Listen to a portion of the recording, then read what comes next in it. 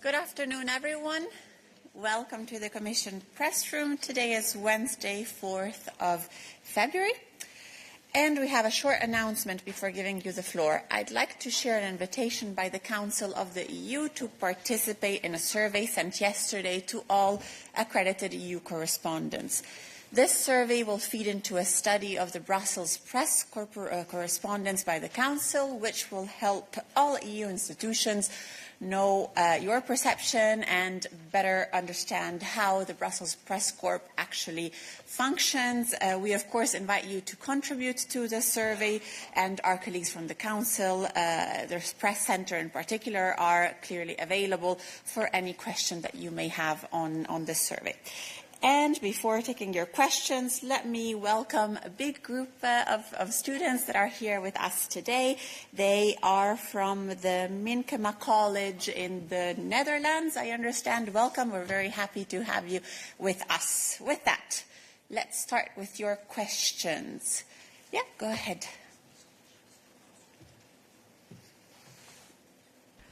Okay, thank you, Ariana. Odile Harvey for Radio Nord-Bretagne. A question for Eva. Yeah. Okay, last Monday at the Press Club Brussels Europe, just down the road from the Berlaymont, Commissioner Labib, in charge of equality, preparedness and crisis management, gave the open remarks to the presentation of the Geneva Academy Global Report, War Watch, International Law in Focus. Could you tell us when that report is going to be available? Because it seems that listening to the participants coming from Gaza, coming from Sudan, South Africa, etc., that this is a matter of urgency, that the EU react, not just in words, but also, and that may be concern Anwar, about the genocide that's going on and all the horrible suffering of the people in the 24 conflicts around the world at the moment. Thank you very much. Thank you, Odile, and good afternoon, everybody. Thank you for the first question. Regarding the presentation that was made by Commissioner Labib, she talked about several aspects, and you are right. At the moment, the humanitarian system goes through the reset. We probably need to find some new ways how the humanitarian system will work in future. But let me use this opportunity also to say that the European Union is a committed, responsible and principled humanitarian donor. We understand that the humanitarian aid is a shared responsibility, and it's a commitment to human dignity. We understand that humanitarian diplomacy, if you wish, it's an open window for political actors that come later on, because humanitarians, they need to speak to everybody. They need to speak to all the communities. It doesn't matter on which side of the conflict they stay.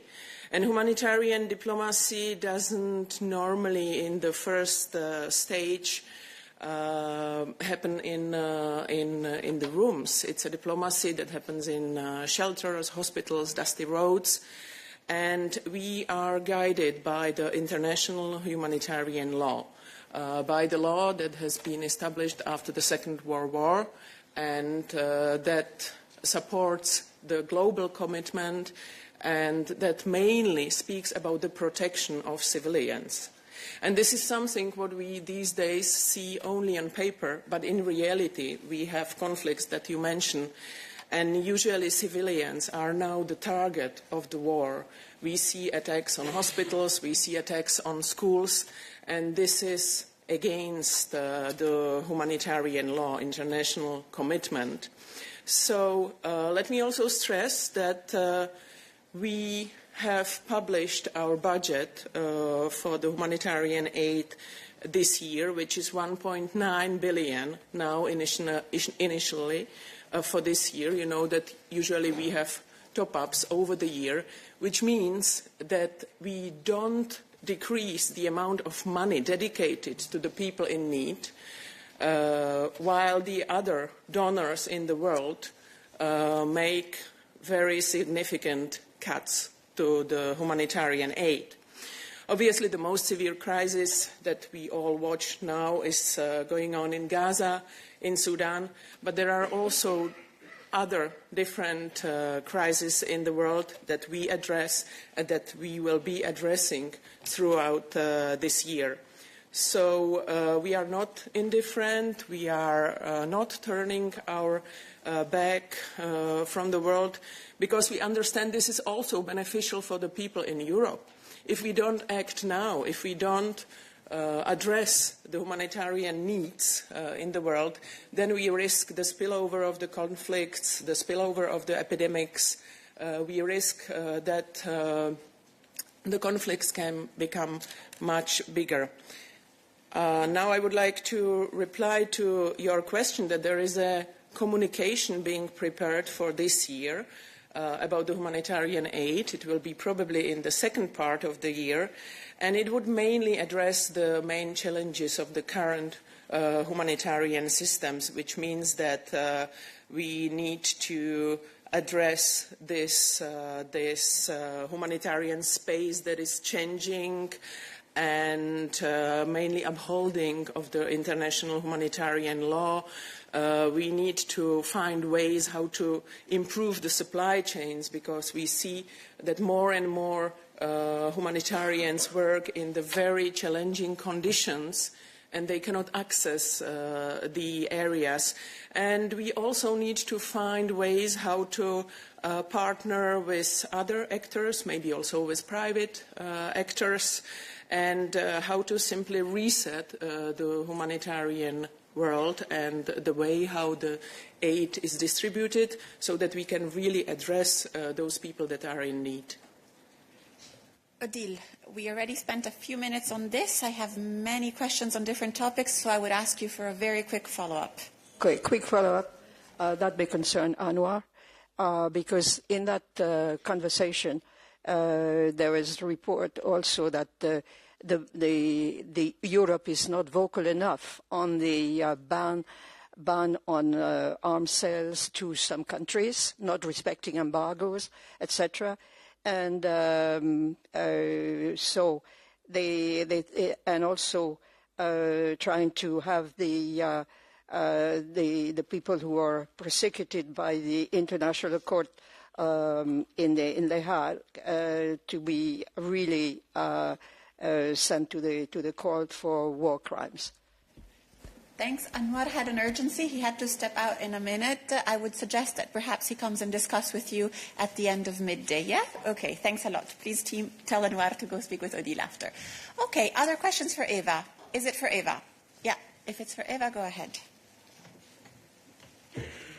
Hi, okay, I think it's for Eva. Rebecca Holland from Politico, and it's about baby formula. Would that be for Eva? Or okay, great.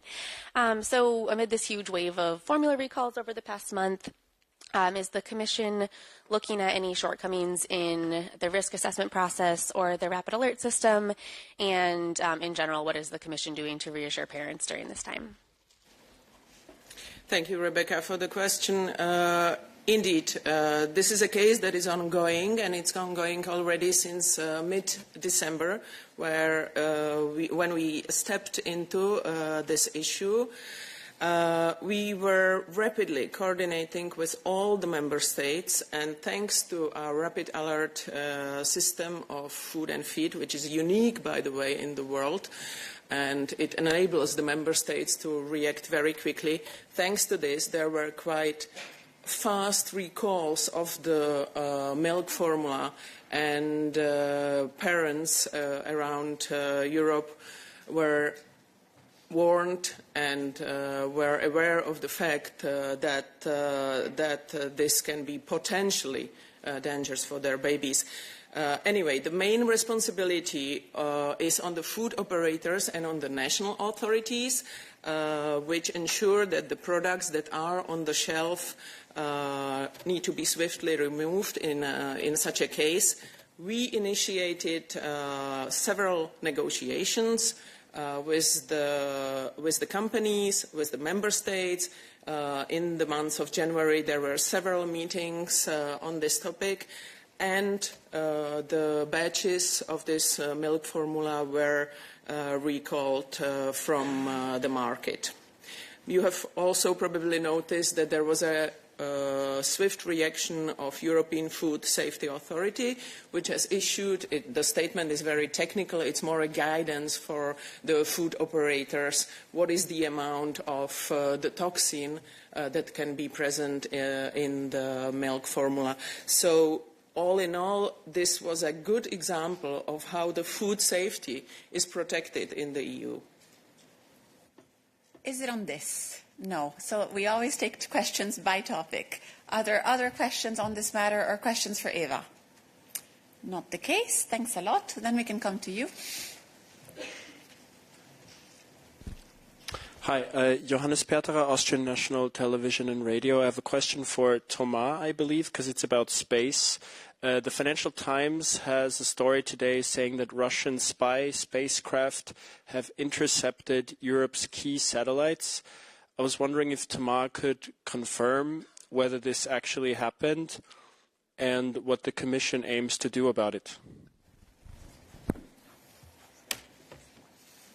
Hello, guten Tag. Thank you for the question. So yes, indeed, I can first confirm that this is a long-standing practice from Russia. There is nothing new here. Of course, targeting space assets or European space assets or satellites is something that has been done by Russia for years, if not decades now. So there is nothing new here. We're very well aware of this issue. Now, what are we doing precisely to protect our space assets in light of such potential attacks? Well, first we have Galileo, that is already there, that is able to detect and deter such attacks. And then we recently went a step further in our 4 European flagships that we proposed in our defense roadmap. We also included the European space shields that we're proposing and that we will put in place together with our member states precisely to protect our satellites and space assets. So nothing new. We know that Russia is doing it, and we are prepared to counter that if needed. You have a follow-up.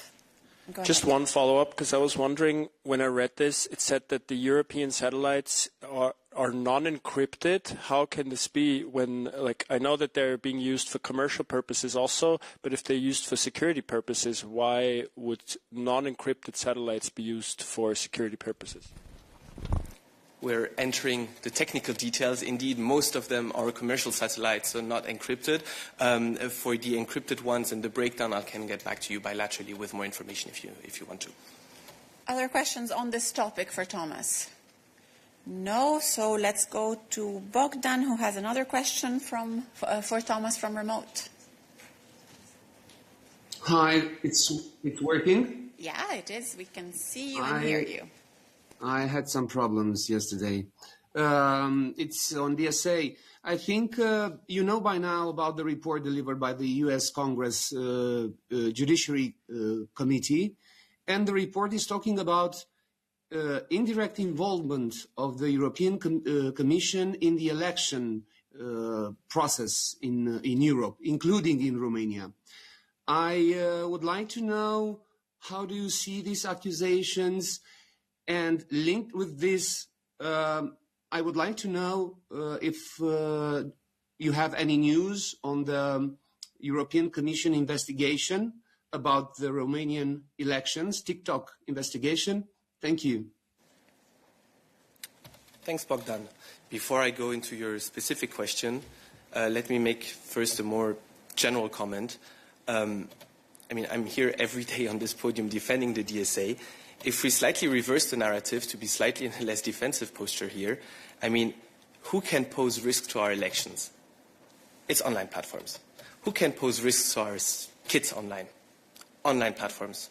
Who can amplify illegal content, harmful content? Again, it's online platforms. And I can go on and go on and go on. We all know it. Online platforms, we want to use them, but they can clearly pose a risk to our citizens and to our societies. This is precisely the reason why Europe has a legislation in place, and this is precisely why we have the DSA. What is the purpose of it? Putting the responsibility back where it belongs. Where does it belong? again, to online platforms. So the ball is in their court. Why is this important? And guess what, by the way? They don't like it. Why don't they like it? Because simply, for many years, if not for decades, they have been above the law, acting like they were too big to care. But in Europe, thanks to the DSA, the Wild West is over. We have legislation in place. You have to comply with it because we protect our citizens and democracies. Now, on your specific questions on the democracies, I mean, I can stand here from this podium and to be extremely clear about one fact. The Commission never interferes in national elections. This is the competence of our member states, and this is the choice of our citizens at national level. So the Commission never did this. What does the DSA allow for is when member states request it, which was the case, we can organize roundtables. This was also the case in TikTok, in Romania with TikTok. What is the purpose of these roundtables? Precisely to sit around the table with platforms and to tell them, guys, get your house in order. Elections are taking place here. There is no way that with your algorithms, you amplify political content from a political party, and at the same time, you shadow ban and you decrease the visibility from all the others, because if you do that, you interfere in elections. So it's not the Commission potentially interfering in elections, it's again platforms. So on the investigation, TikTok, the investigation is ongoing. TikTok is extremely cooperative in this. So this also shows that when you want to engage with the Commission, we are very happy to engage with you. TikTok is very cooperative. They have taken a number of measures. And again, this investigation was not triggered only by the DSA action. This was also a follow-up to the request by the Romanian authorities and the declassified documents that we got from them to open an investigation. So just to be very clear, final word on this, let's put the ball back where it belongs. It's the court of online platforms. And of course, we're working with these online platforms to solve these issues. With many, cooperation is going very well, and we continue to engage, of course, to find solutions in line with our rules. I see many hands raised on this. I see that Bogdan has a quick follow-up, hopefully, and then I'll come back to the press room. Yeah, I would like to better understand, are we expecting a conclusion sometimes in the future? Because we have, on one hand, the European Commission saying that it's very important to fight disinformation, to fight against different kind of things, to speed things up. But in this investigation, we have no conclusion after 1 year and a half, I think. And is there a problem with this investigation? Because people are expecting answers, and not having answers to this question is really powerful instrument in hands of those accused by the Commission for populism, radicalization, conspiracy theories. So when can we expect a conclusion? Because, for example, from the Romanian authorities, there is no new information. So from the Commission, when should we expect something? Thank you. Thank you, Bogdan. 2 quick points on that. When I say that TikTok is extremely cooperative, it also highlights that TikTok is taking measures.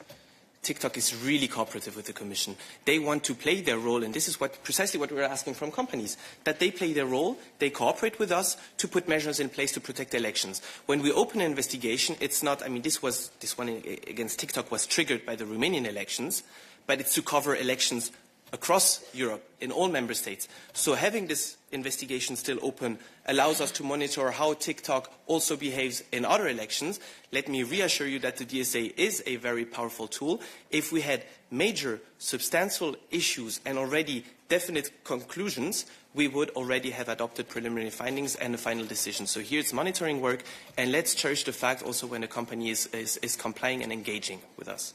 And let's remind ourselves of what is the long-term objective, which is indeed ensuring compliance with our rules, because they protect our citizens and societies. So what matters in the end is to work constructively with platforms to achieve this objective. And so the investigation is a means towards this objective. I see a number of hands raised here in the press room. David, let's come to you. Thank you, Arianna. David Carretta, Radio Radicale. It's a question on the measure that Prime Minister Sanchez announced yesterday, not just the proposed ban under 16 years old, but the other measures, which are quite important. For example, they will change the law in Spain to hold platform executive legally accountable for many infringements taking place in their platform, or again turn algorithmic manipulation and amplification of illegal content into a new criminal offence. Yesterday you said that it's up to the European Commission to put new obligation to the platforms. So I'm wondering, first of all, if this action by member states, by Spain, would be legal according to the DSA, if you have a comment, a general comment, if it's legal. And third point, which is more political, we are hearing Arianna saying that you have to cooperate with the platform and so on. At the same time, you are saying that the platform are a quite important risk for the European Union. But the fact that you are cooperating so much and not taking all the measures that the DSA give you, don't you think that you are pushing member states to act unilaterally on this issue, as we have seen in Spain, in France, in Austria, and so on and so on? Thank you. Thanks, David. Very quick point on the first question. What Spain is doing, is it legal, is it not legal under the DSA? I'll not go into that for one reason, is that there is no draft law now, as I understand. If there is one, probably it will have to be notified to the Commission, and then we would take it from there and we would analyze the law. So as we haven't seen it, it's difficult for us to get into that. Now, you make an important comment on, can you generally speaking hold CEOs accountable of what happens on their platforms? I mean, this is a very long debate that existed for years here, also within the Commission and with our member states, and also when the DSA was negotiated, is also this liability exemption. Is a CEO responsible? Is a CEO responsible of what you post online, David? Is a CEO responsible of what I post online? It's very difficult, and this is precisely the reason why the DSA is not doing criminal investigations. We are not attacking individuals with the DSA. We're looking at the platforms. So if a CEO indeed algorithmically promotes a political party and decreases the visibility of all the others, then he doesn't become liable, the platform becomes liable. So our focus is always, always, always on the platform. Final point on cooperating and not taking action. I think I said it once already from this podium. I mean, there are two ways. Either you hit heavily on platforms, you have blood on the street, and of course then we have nice articles. But the consequence of this, when you have a new legislation and when you're a regulator and you're engaging with these companies, is that you won't get anything from them anymore. And what are the benefits for us, for all of us, for our citizens? Probably none of them anymore. So it's a matter of finding this dialogue, finding this cooperation, having not 10 but hundreds but thousands of meetings with the platforms to get something out of them for the benefit of our citizens, for the benefit of our democracies. And if, of course, we see at some point that this dialogue is not moving forward and that the breaches are not mitigated, then definitely we take action. But let's not forget that the DSA is a very powerful tool. Yes, Bogdan, but David, yes, it's also a recent tool. So we need to make sure that this dialogue is here, because without dialogue, you won't reach compliance by default. Quick follow-up. I do have many other topics. Thanks. Yes. Two quick follow-up. First of all, why, if your strategy is effective, why member states are acting unilaterally, and what are the consequences for the internal market and the coherence of rules inside the European Union?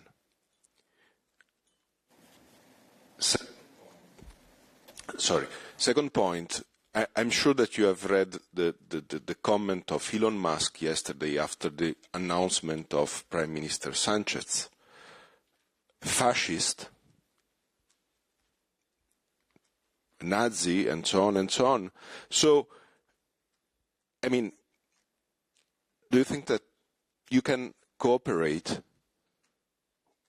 with the platform who is owned by a person who call a European Prime Minister a Nazi and a fascist? On your second question, we always value respect, even if it's online, even if it's via social media posts. That's how we work, that's how Europe works, that's how this European Commission works. That being said, is it possible to cooperate with a platform like X? Yes, we hope it is possible to cooperate with a platform like X. Now, the true and the reality is that X was the first one where we had to open an investigation. They were the first ones to get preliminary findings. They were the first ones where we requested access to algorithms. And they were the first ones who got a fine from us in December with 120 million euro. So, of course, you see difference between platforms and how they engage with the Commission. But we don't treat companies differently because of their owner. It goes beyond that. Our teams are engaging with X. X has a compliance team that is responding always to the Commission. So even a platform like X is responding always to the Commission. There is no procedural breach committed by X. So yes, of course, we will always try to have this dialogue, because this is how this Commission basically works. It's with dialogue. And if we need to act like we did in December, we will act. On your first question on the need to protect the internal market, you're right, we need to be extremely careful. So of course, we value the fact that member states want to go a step further, potentially by restricting social media access to kids. Yes, we value that. We're also looking into that. Now, taking measures or putting additional obligations on platforms, here again, and you have a good point, David, this is a clear no-go, because this is regulated by the DSA with its harmonizing effect to protect 450 million citizens, because we don't want to protect only kids in Spain. We want to protect everyone in Europe with the DSA. So yes, there is no need to step on the shoes of the DSA. Go ahead. Yeah. Hello, I'm Charles Cohen from Euractiv. I have a question on your defense portfolio. It's about the safe loans. There are still 3 countries. Then 1 second. We are still on digital, because I thought we still have another question here from the press room. Go ahead if it's on digital. Bogdan, you raised your hand again. I will try to give you the floor after for a... Yeah, just a quick follow-up on the questions of Davide. I'm Jean-Marie Magro from ARD, German National Radio. I just wanted to know if there is also an aspiration for something like French response in the European Commission. Like, do you need a switch also in the narrative, but from a communicational perspective? Thank you. Very hypothetical question on our social media presence. I mean, we're diversifying. We're a lot on social media platforms. I mean, some of us may follow and may like indeed what French Response is doing. I mean, for now, the Commission doesn't have such an account, no. Bogdan, over to you for a quick follow-up, because it's a third. So if you have another question on digital now. Yeah, sorry, it's a follow-up on David's question. It's a candid question. It would be correct for me to say that this mosque attitude, or the platform's attitude, it's directly linked with losing money because of the rules, the European rules. Thank you. I mean, You would have to ask X, no? yes, you would have to. You would have to ask X if they're losing a lot of money in Europe. I think that we need to be very clear about the fact that Europe is the most attractive market around the globe. We have 450 million citizens. So, of course, it's very important for a company to be active in Europe, because that's where they make money. And, of course, do they like it sometimes having to slightly adapt or change their model in order to be compliant and to protect our citizens, or to open up to European startups where needed? Of course they don't like it, but that's not what we care about. What we care about is compliance, again, in the interest of our European citizens and consumers. Okay, we closed the digital chapter. Rosie, is it on digital? Okay, last question, and then we go to defense. Thanks. Thank you. Razia Akoch, AFP News Agency. It feels like you're kind of beaten around the bush.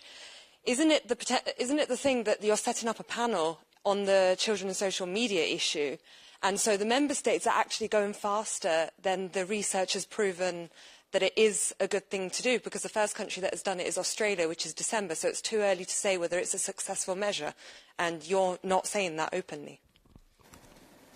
No, I wouldn't say that member states are going faster than us. I would say that they are acting at the right moment. The Commission has been working for more than 2 years on an age verification app that can now be tested by member states to be able to adopt such decisions at national level that platforms can then enforce. So I think the alignment is fully there. The Commission is working on its side with what we can do towards platforms. Member states do their homework on their side. We value this, but I wouldn't say that member states are quicker than us. I think that both sides are extremely complementary. Digital is so popular today. Also, Blaž has a question on digital. It will be the last, though. Yes, thank you for the floor. Blaž Muhorčić with the Slovenian Press Agency. You've mentioned elections and online platforms. In Slovenia, in less than 2 months, there will be parliamentary elections. I would like to know if you will organize any roundtables with the Slovenian authorities and the online platforms ahead of election, and what's the process there? Do Slovenian authorities have to ask for this meeting, or how is it? Thanks. Thank you, Blaž. This allows me to conclude where we started. The Commission will definitely not be a threat to the Slovenian elections. Definitely not. But there can be threats, potentially online platforms. So if the Slovenian authorities would like to organize a roundtable ahead of the elections to raise awareness amongst online platforms that are mostly used in Slovenia, where Slovenian citizens are consuming news, are following political debates and political leaders, yes, of course, the Commission stands ready to support this and to help in organizing such a roundtable to remind platforms of the obligations of the DSA, but we only do this if the Slovenian authorities want to do it and if they make the request to the European Commission. Otherwise, we stay out of it, as always. Thank you. And now defense. You are very patient. Thanks. Go ahead. Thank you. Charles Cohen from Euractiv. I have a question about the SAFE plans. There are still 3 countries whose plans are being reviewed by the Commission. I think it's France, Hungary, and the Czech Republic. I wonder why is that, given that you said that they would be finalized on the Commission side by the end of last month. So yeah, is it because of the question of conditionality for some of these countries? Is it because the plans only include national procurement, or too big of a share of national procurement? Is it because they're not complete? Yeah, if you could give me some details on this. Thank you. It's a good try, Charles. I'll try to give you some details. So indeed, the Commission has been actively working on this. DG Defis and Cabinet Kubilius have worked extensively on this. 16 out of the 19 plans were already approved, shipped over to the Council for final approval before initial disbursement by the Commission, so that's already done. Now, you're right, 3 member states are missing. If you look a little bit at the figures, it's Hungary 16 billion, it's France also around 16 billion. You can imagine that these are massive documents with a lot of projects in there and with a lot of money. So indeed, sometimes you need some additional bilateral exchanges, which the Commission are currently carrying out with the 3 member states. But again, no alarm here signal from the Commission, absolutely not. We're finalizing this assessment for the 3 remaining ones. Other questions for Thomas? Not the case as far as is it for Thomas? No. Jorge, go ahead. It's okay, thanks. We changed topic. Thank you, Ariana. It's a question on foreign policy, but maybe it's more for you. A few weeks ago, the Commission said here openly that you could be interested in re-engaging with direct talks with the Kremlin at some point, you said, but we're not there yet, you added, given the conditions on the ground. And yesterday we saw that President Emmanuel Macron said publicly that there are technical discussions going on about this diplomatic re-engagement. Are you aware of these technical discussions? Are you part of it, or is this being led by the capitals and not the institutions? Thank you. Thanks. Question for Anita, but let me just remind you that, of course, we are in constant contact with our member states, especially on matters of relevance for Ukraine.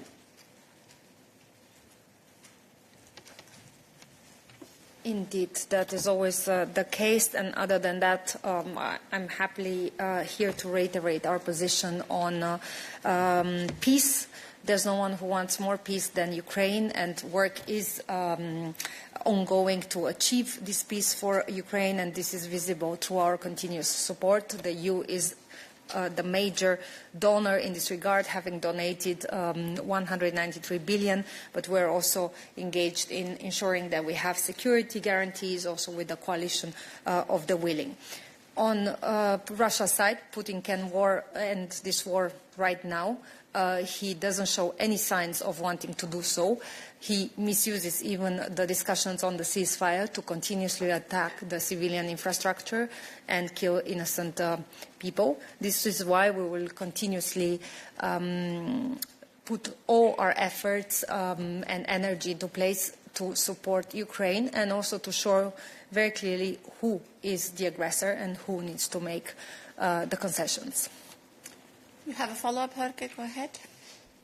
Yes, thank you. But on my specific question about, you don't know anything about these technical discussions that Emmanuel Macron is referring to. You're not aware, or you're not part of it? What is it? Thank you. Jorge, as I said, we're in constant contact with the member states. The President speaks with the leaders. We're constant at technical level. We're not going to comment on all these contacts. What we can say is that, of course, we hope and wish that President Putin would be ready to engage in serious peace talks. We have not seen signs of this willingness yet. At this time, we will not be commenting further on this. Other questions for Anita on Ukraine? Yeah, go ahead. Hi, Selma Spangberg for ZDF German Television. Thank you so much.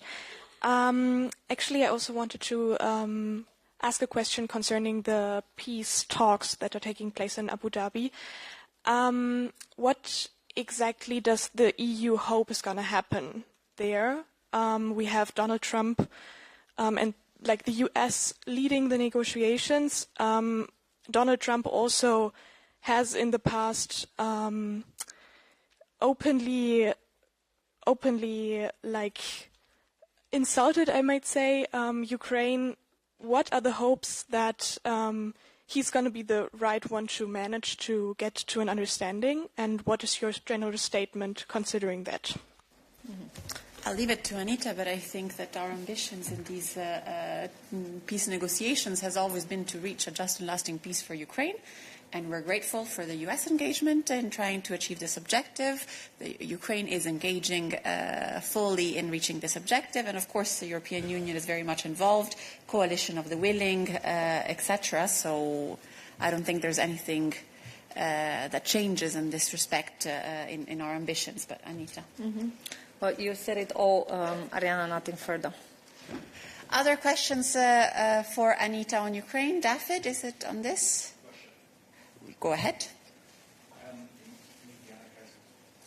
Wait, then. Let me see. If it's Anna Kaiser, then we wait.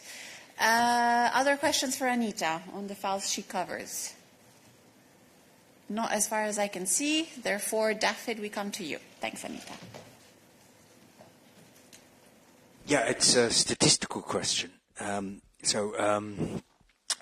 imports of crude and petroleum products from Russia, if you could sort of give a figure perhaps for 2025, if you can say how that, obviously they're minor, but what figures can you give on that? Thanks. A general plea that if you have technical questions on numbers, it's always good to have a heads up so that we can provide useful information, but perhaps Anna Kaiser already has something to share. I think I have the numbers from the US, but it's we're talking about very small amounts because it's only 2 member states importing. You were talking about oil, right? So those I can check, but I mean we're talking about a fairly small amount because, as we know, oil has been sanctioned, and only 2 of our member states have an exemption to this. But the exact volumes I can check them maybe for tomorrow's gathering that we have, but we're not talking huge amounts. Yes. Daphne, do you have a follow-up? Yeah, a quickie follow-up. Which two member states? Obviously, if you could just confirm that. And then just generally, obviously, but it'd be good if you could say it, there's absolutely no threat to security of supply, of oil supply and petroleum products at this point in time. Thanks. I can confirm that we are not, our information and the numbers that we have do not point to any threats to our security of supply or any concerns. And the two member states that have an exemption at the moment are Slovakia and Hungary. This is, of course, included in one of the early sanction packages that were adopted on oil, and that includes the exemptions for these two member states. I see a question online for Anna-Kaisa. Different topic. Let me see if there's anything else on oil. Bogdan, is it on oil? You have your, or Russia, you have your hand raised. Russia energy, I mean. Yeah. Thank you. I would like to know if the Commission had the time or has the instruments to look into the problem of the volumes of gas entering through Turkish Stream. And I'm talking about the mix of gas from different kind of sources, including possibly banned Russian gas. There are a lot of voices saying that there is still a lot of Russian gas there than on paper. Thank you. On this, we have the repower regulation that is now in place, and it has very clear provisions on how not to have any Russian gas enter the European market. And here there is a certain amount of responsibility that also it's on the pre-authorization that rests with customs officials as well. We obviously do not, the Commission is not the one making any of these contracts. We have our gas regulation directive that is in place that governs the functioning of pipelines and what rules we have in place concerning their operation, including third-party access, decoupling, etc. Those that operate in EU area. But as regards the contracts, those are obviously something that we do not have access to. But again, I would invite you to have a look at the newly or the regulation that just entered into force, which covers all of these parts. That how do we completely phase out imports and access of Russian gas to the European Union. And we have our sanctions coordinator, David O'Sullivan, that very much actively engages with all third countries to ensure that our sanctions are effectively implemented. I see one hand raised for Anna-Kaisa from remote. Is it for Anna-Kaisa also here? Okay, is it on energy? Then, well, on this topic, then we come to you first. Lucas, be a bit patient for longer. Thank you so much. Nicholas Kumar for Euractiv. It's regionally similar in that it concerns the Western Balkans. Has the Commission taken note of the impacts of CBAM's electricity and the impacts on the energy imports, electricity imports specifically from Western Balkans, specifically their collapse, and has it exchanged with local governments, members of the energy community on this issue? On CBAM more specifically, Ricardo can get back to you on that, but of course we have our regional cooperation networks also including with Western Balkans. We are in contact with them and also discuss the electricity issue, but as it referred a bit more to CBAM, I will let Ricardo to look into this and get back to you. Lucas from remote.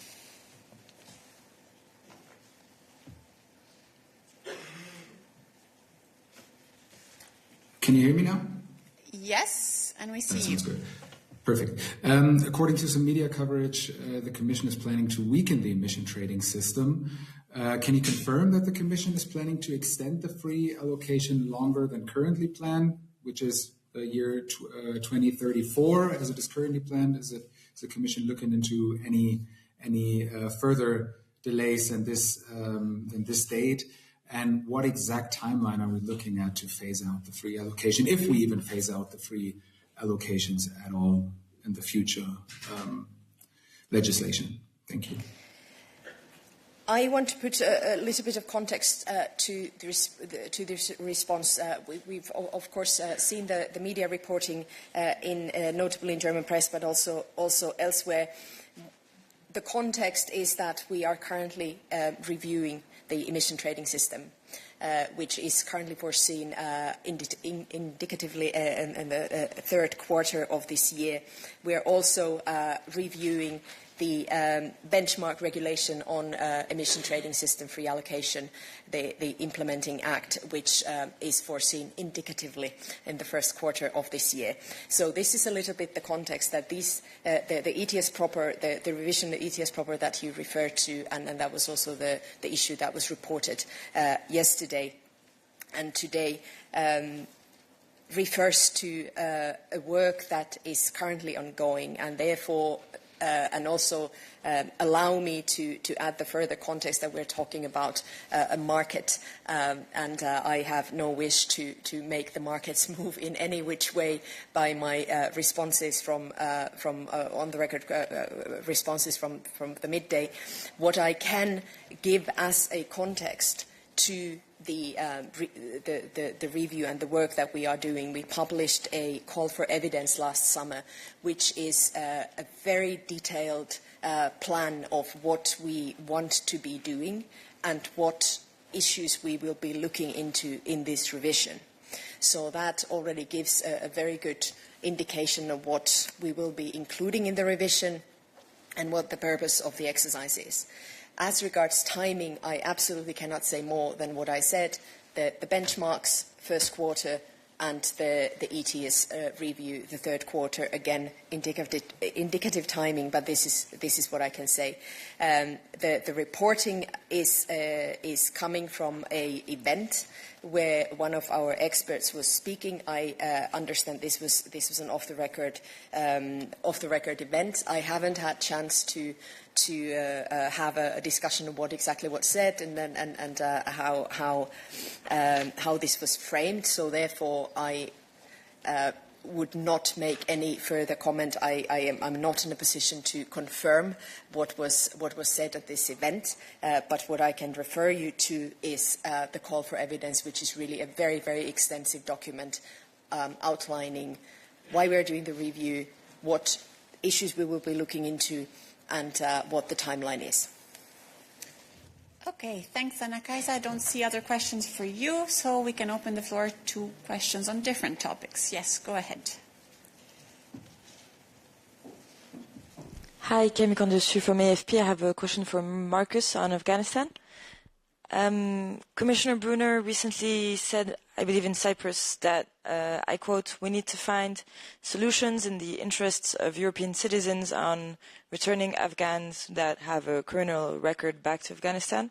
And I was just wondering if there's any specifics that you guys could provide on what types of solutions the Commission is currently exploring and how advanced they are right now. Thank you so much.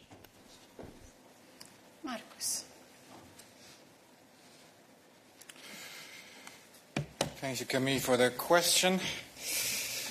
So, returns of illegally staying third country nationals to countries like Afghanistan pose challenges that need to be addressed to ensure a well-functioning migration system. The Commission is working to ensure EU-level coordination on the matter.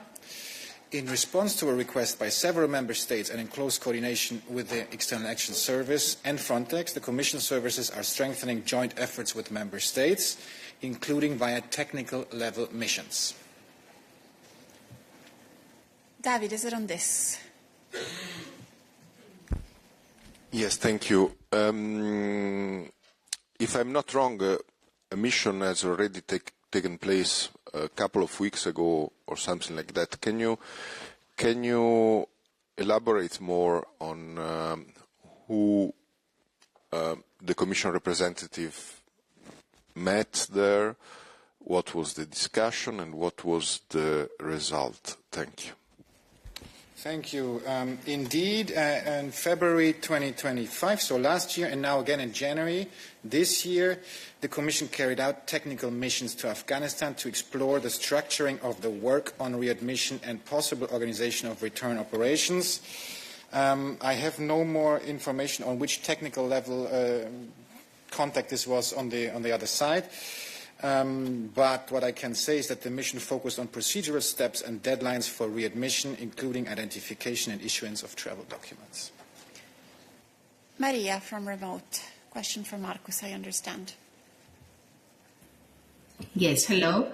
Since we are speaking for the readmissions, I would like to ask you, Marcus, first of all, about the state of play of the discussions of the Commission with Libya.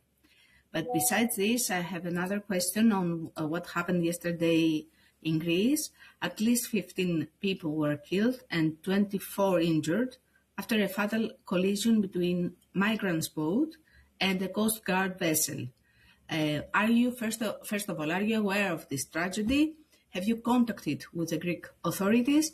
And is there something that the EU could do to assist, for example, on what happened there, on the help on the ground? Thank you. Thank you very much for the question. I will go on your second question, and it will be for Guillaume to reply on your first question.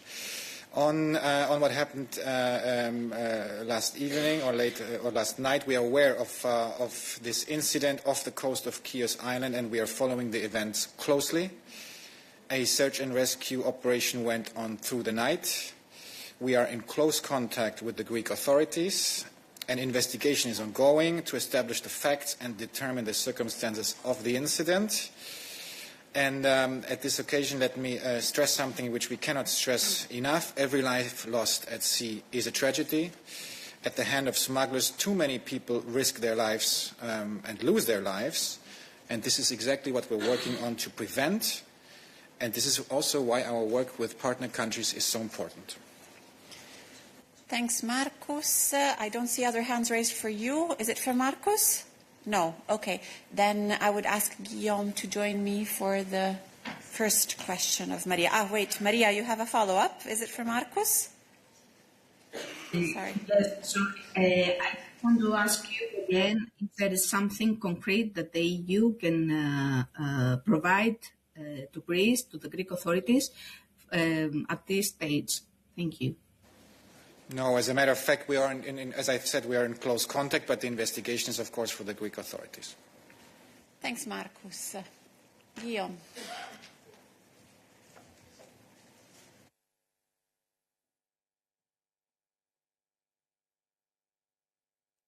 Good afternoon. If you could just repeat your question. Maria, if you can repeat your question. I think it was about Libya. Yes. Yeah. Can you ask your question again also for the camera so we have it also for those who watch the recording after?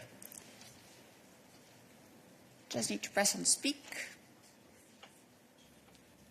I hope you can hear me now. Yeah, now we see you as well. Hi. So it's a question on the state of play of the relations between the EU and Libya, because we all remember we had some difficulties in approaching the governors there. Thank you. Thank you. I mean, I can refer to the language from the letter from the president, from the UCO letter in December. Which refers to the situation in Libya, which remains critical. That's why the EU, together with the member states, we must continue engagements with all relevant actors to improve the situation on the ground. This is something that we have been doing through technical missions over the past few years. Actually, as a matter of fact, there was this week a technical mission that took place in Tripoli, which brought together a representative from the EU and also a representative from the Libyan side. And this is really much in our engagement, our regular engagement, as I just mentioned, to improve the situation on the ground, to exchange on the progress and the challenges when it comes to the migration management in Libya. It's very important to mention that we are doing so with one clear objective in mind, is precisely to improve the situation on the ground and also to make every effort to help Libya set up a comprehensive and right-based migration governance and management system. Thanks, Guillaume. Other questions for Guillaume? Not the case. Other questions for us today? Go ahead. And then I noted also the following. Thanks. It's a question for Balázs on Mandelson. Yesterday, it was said that the Commission is examining whether he potentially breached the Code of Conduct or other rules around his time as a Commissioner. I was just interested to get some more information potentially about what that review will encompass. Is it one for the Independent Ethics Committee to undertake? Thanks. Balázs is not here today. Maciej is here. I don't think we have details to provide at this stage. All that we can say is indeed that we will assess possible breaches. I don't think we have other elements to share. Right, Maciej? No. Other questions for Maciej or Balázs? Not the case. Thank you. Other questions for us today? Go ahead. Thank you very much. Thank you very much, Roland Pap with Nipsova. The Court of Justice annulled the stated decision of Hungary for the nuclear power plant Paks 2, and so, as far as I understand, there is now no decision on this. However, Hungary announced that tomorrow, so on Thursday, they will start the construction of the nuclear power plant. And according to EU classification, nuclear power plant is considered to be under construction from the moment the first concrete is being poured, which will happen in Hungary tomorrow. So I was wondering, like, the government claims that they have all the permits, but so in your understanding, is it an illegal construction of the nuclear power plant, or does Hungary have all the permits they need to have to start this construction? Thank you. Good afternoon. Thank you for the question. Well, as you know, and as you've mentioned, at the end of last year, the Court of Justice indeed annulled our original 2017 decision of the Commission that had approved Hungarian aid for the construction of the Paks 2 nuclear power station. And, of course, following that annulment, from a legal perspective, this means that we are now, the Commission is now at the point of having an open formal investigation, stated investigation on this matter. And what that means is that then we are faced with the possibilities of either approving the state aid measure for Paks 2, either unconditionally or with certain conditions, or to take a negative decision, meaning that then the measure could not be implemented. Now, as you understand, since we have an open formal investigation at the moment, that means that I can't really comment further and I can't really prejudge the next steps of the investigation. You have a follow-up. It will be the last question of the day. Yes, so I understand there is an investigation and the Hungarian government didn't wait for the conclusion of this investigation, yet started to go forward and start the construction of a nuclear power plant without permits. So what are you going to do about this? Well, we are going to continue our investigation, which is open, and frankly, that's the only thing I can say at this stage, I'm afraid. Thanks a lot for having participated. Thank you to the interpreters, of course, my colleagues. Tomorrow, let me just remind you that at 11 o'clock we will have a moment together that replaces our midday briefing. With the midday, we will be back on Friday. Goodbye.